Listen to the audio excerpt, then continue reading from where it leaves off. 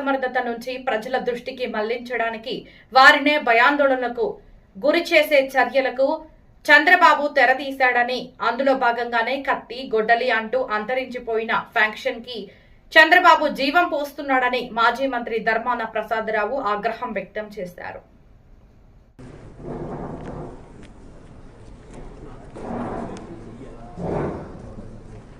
మీరు ఏ చిన్న శబ్దం చేసినా రికార్డ్ అయిపోతుంది. తర్వాత సెల్ ఫోన్లు సైలెంట్ మోడ్ పెట్టుకోండి. మాట్లాడాల్సిన వాళ్ళు బయటకు వెళ్ళిపోయి మాట్లాడుకోండి.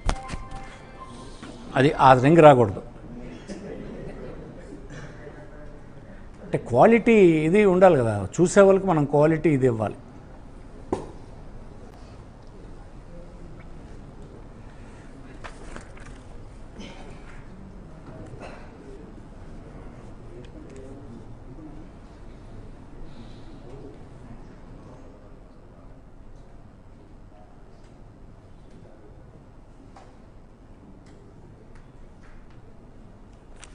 ఓకే,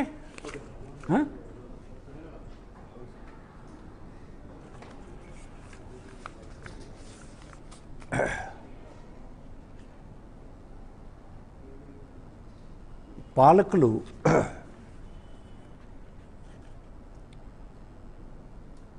ప్రజలు అధికారాన్ని ఇచ్చిన పాలకులు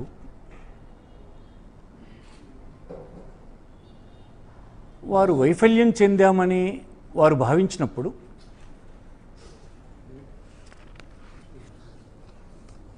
ప్రజల్ని వారి ఆలోచనల్ని వేరే వైపు తీసుకువెళ్ళటానికి రకరకాల పద్ధతుల్ని అనుసరిస్తారు.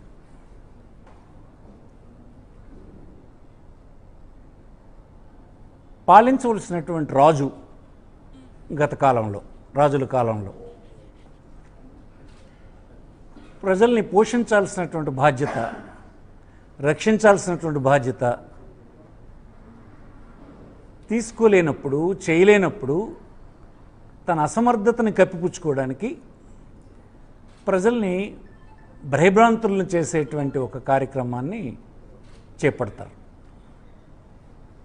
ఇది చెప్పింది ఎవరు? చాణక్యుడే చెప్పాడు. ఇది ఎప్పుడో చాణక్యుడి కాలం అంటే అనేక శతాబ్దాల క్రితం మాట.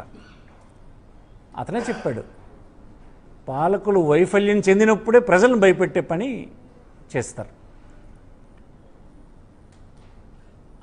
అలాగనే మీరు ఇటలీకి చెందినటువంటి ఒక రాజకీయ శాస్త్రవేత్త 1513లో తన ప్రిన్స్ అనేటువంటి గ్రంథంలో ఏం రాశాడంటే,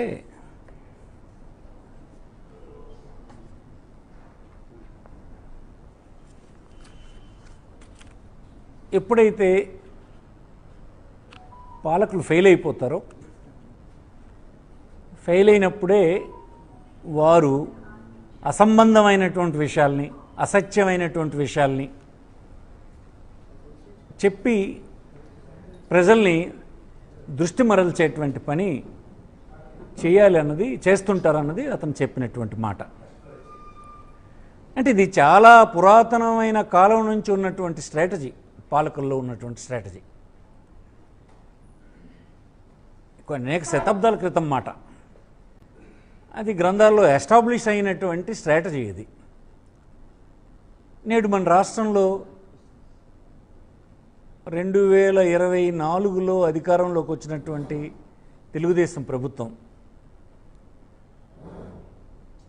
వారు ప్రజలకు అనేకమైనటువంటి మాటలు చెప్పారు. ఒకటి, ప్రజల సంపదని వృద్ధి చేస్తాను, నా దగ్గర స్ట్రాటజీ ఉందని చెప్పారు.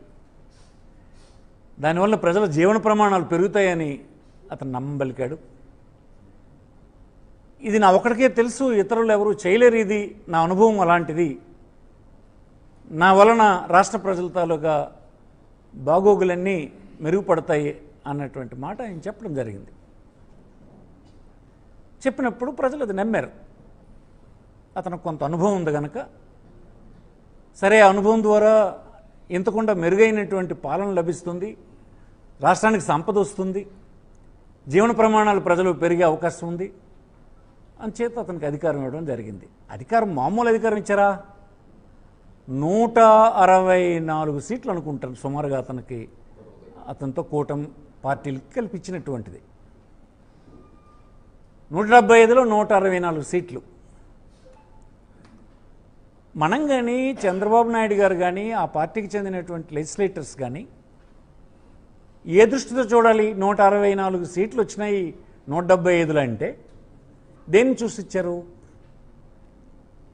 నువ్వు చెప్పినటువంటి సంపద, నువ్వు చెప్పినటువంటి జీవన ప్రమాణాలు, నువ్వు చేయబోతున్నటువంటి అభివృద్ధి, నువ్వేమైతే మాటలు చెప్పావో ఆ మాటలకి వారు ఇచ్చారు.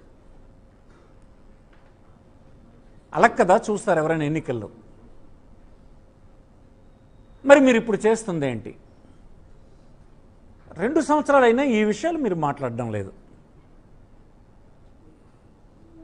మీరు చెప్పినటువంటి ఏ అంశం